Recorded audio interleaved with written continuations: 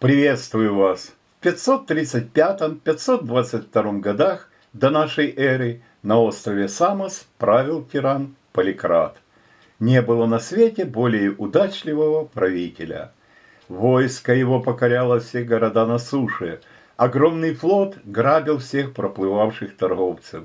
Легенда гласит, что он был очень дружен с египетским царем Амасисом.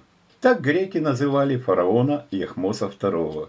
И вот однажды Поликрат получил письмо от Амасиса. Египетский царь, знавший жизни и удачи, и невзгоды, писал Поликрату: «Друг, я рад твоему счастью, но я помню, что судьба изменчива, а боги завистливы. И я боюсь, что чем безоблачнее твое счастье, тем грознее будет потом твое несчастье. Во всем нужна мера, и радости должны уравновешиваться печалями. Поэтому послушайся моего совета, возьми то, что ты больше всего любишь, и откажись от него. Может быть, малой горестью ты отвратишь от себя большую беду». Поликрат был тиран, но он помнил, что миром правит закон, а закон – это мера. И он понял, что друг его прав. У него был любимый изумрудный перстень в золотой оправе с печатью изумительной резьбы. Он надел этот перстень на палец, зашел на корабль и выплыл в открытое море. Здесь он снял перстень с пальца, взмахнул рукой и на глазах у спутников бросил его в волны. Прошло несколько дней, и ко двору Поликрата пришел рыбак. «Я поймал рыбу небывалой величины и решил принести ее тебе в подарок, Поликрат». Поликрат щедро одарил рыбака, а рыбу отправил на кухню. И вдруг раб, разрезавший рыбу, радостно вскрикнул. Из живота рыбы сверкнул изумрудный перстень Поликрата. Он вернулся к своему хозяину. Пораженный Поликрат написал об этом Амасису и получил такой ответ: «Друг, я вижу, что боги против тебя. Они не принимают твоих жертв. Малое несчастье тебя не постигло, поэтому жди большого. А я отныне порываю с тобой дружбу, чтобы не терзаться, видя, как будет страдать друг, которому я бессилен помочь». И большое несчастье вскоре пришло к Поликрату.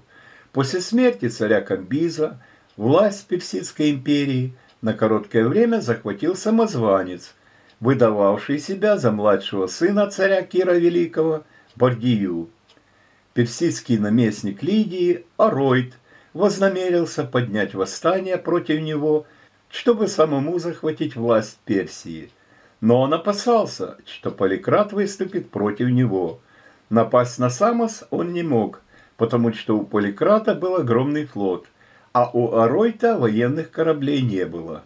Тогда Оройд пошел на хитрость. Он затеял переговоры с Поликратом, чтобы тот вступил в союз с ним, обещая за это отдать ему половину своих сокровищ. Недоверчивый Поликрат отправил своего доверенного слугу, чтобы тот убедился, насколько велики сокровища сатрапа Лидии. Хитрый Оройд велел набить камнями чуть не доверху 8 больших сундуков, а сверху присыпать золотыми монетами и драгоценными камнями. Оройд сам открывал сундуки перед посланцем Поликрата, который остался весьма доволен увиденным. Жадный Поликрат согласился встретиться с Оройдом. Дочь Поликрата умоляла отца не ездить.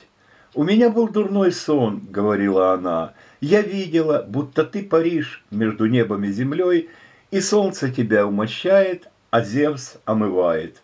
Но Поликрат не верил женским снам. «Берегись», — сказал он дочери, — «вот вернусь я, как ни в чем не бывало, и продержу тебя в девках всю жизнь за то, что ты твердишь мне на дорогу недобрые слова». «Ах, если бы это так и обошлось», — отвечала дочь. Так, не послушав свою дочь, Поликрат с большой свитой отправился на встречу с Оройдом, которая должна была состояться в приморском городе Лидии, Магнесии. Коварный Оройд покарал Поликрата такой жестокой казнью, что греческие историки даже не решились ее описать. По слухам, Оройд то ли посадил Поликрата на кол, а труп его распял, то ли распял живого Поликрата, и тот умер на кресте. Во всяком случае, сон дочери Поликрата сбылся. Труп его висел на кресте, под солнечными лучами из него выступала влага, а зевсовые дожди смывали с него пыль. Как ни странно, но эллины, пострадавшие от Поликрата, прославляли лидийского сатрапа, мол, как ловко он без войны покончил с самым прославленным морским разбойником. Однако персы полагали, что Ароид поступил бесчестно и тем самым опорочил не только себя самого, но и бросил тень на всех персов вообще. Теперь самосцы, и не только они, будут думать, что персы предпочитают побеждать врага коварством, а не храбростью. А Поликратов перстень 500 лет спустя показывали в коллекции римского императора Августа. Времена были другие, и он казался в ней одним из самых простых и дешевых. До свидания.